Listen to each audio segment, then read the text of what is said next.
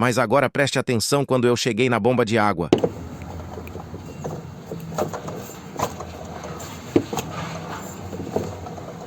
Aquele barulho horrível era causado por essa bomba de água que não aparenta ser muito velha. Inclusive, ela já está com marca de vazamento e já vou mostrar porque ela teve um desgaste prematuro. E para resolver e tirar esse barulhão do pé do ouvido do cliente é bem simples. É só pôr uma bomba de água nova. Já instalei a bomba de água no carro. E o que fez a antiga estragar tão rápido foi que esticaram muito a correia auxiliar. E ela ficou forçando a bomba. Acho que ela foi esticada em Lá maior. Agora ouça o barulho com a bomba nova.